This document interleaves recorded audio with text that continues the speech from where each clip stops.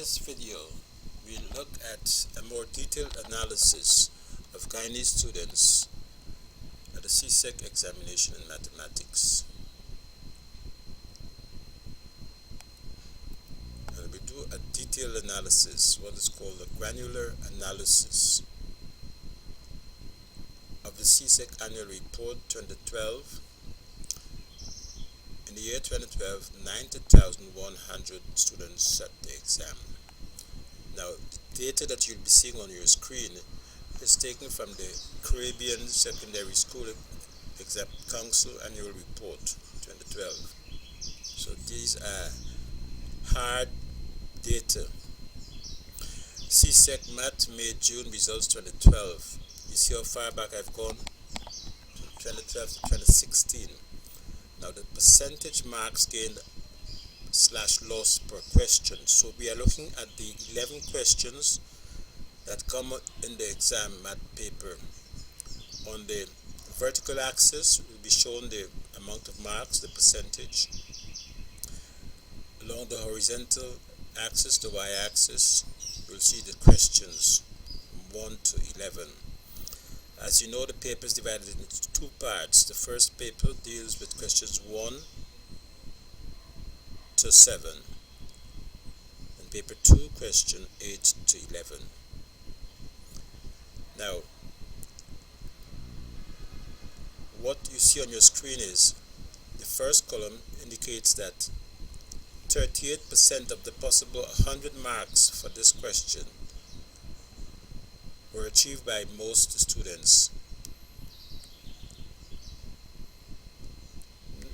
38%, only 38% of the students, of 90,100 students,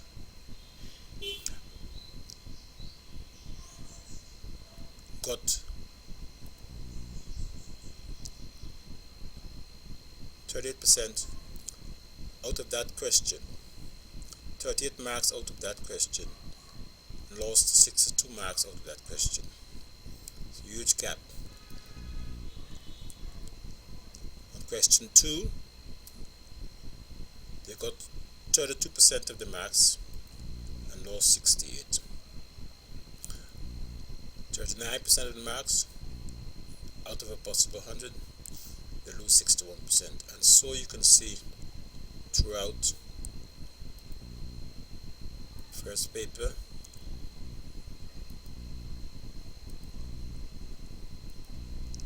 so you see how many marks students are losing. In a subsequent video, I'll analyze each question. Each question, as you know, is based upon the syllabus, the Caribbean Examination Council syllabus. And each question is designed to test certain abilities, certain knowledge, certain competencies of the student.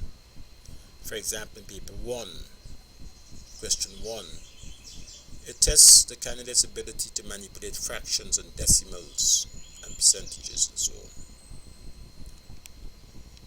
But let's look at the overall performance. Paper 2, yes, of the same exam, they scored quite a lot of marks on the question 8. But look what happens. Only 18 marks out of 100, 18, 22 marks. So you can see the trend. Now let's look at another year.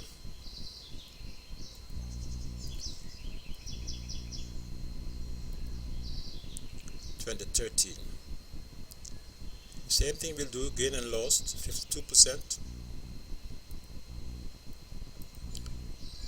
Tough question apparently in the year 2013.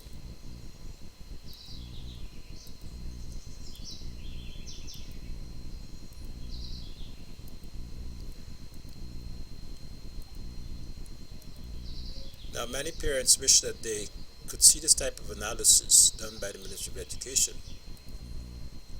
And many teachers can benefit from looking at this video and seeing the visual display. This is called data visualization, where you can see the relationships of of all the numbers and so on. You get a better idea. So at a glance, you see here, 2013, students in the Caribbean were able to cope with paper 2 and most of paper 1 too. We have done a granular analysis of each question, as I mentioned earlier. Each question tests a cluster of abilities and knowledge of the student. So clearly students are very weak. If they perform poorly in paper 1, they obviously going to perform poorly in paper 2. 2014, we've done a similar analysis.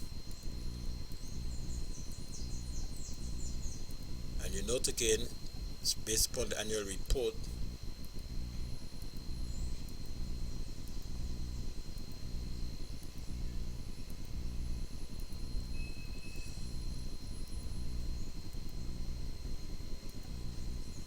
Huge gap, see, look, lost. The red lost, you see. As the questions increase,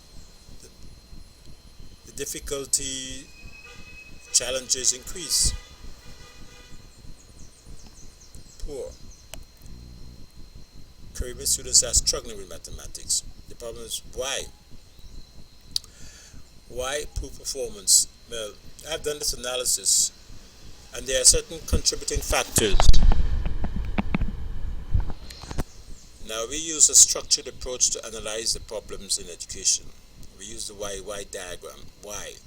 Inexperienced teachers, outdated teaching methodologies, inadequate textbooks, low instructional time, and math anxiety. Why are they inexperienced teachers? Inadequately trained, low entry standards, low pedagogic standards, low salaries, migration of teachers, and so on.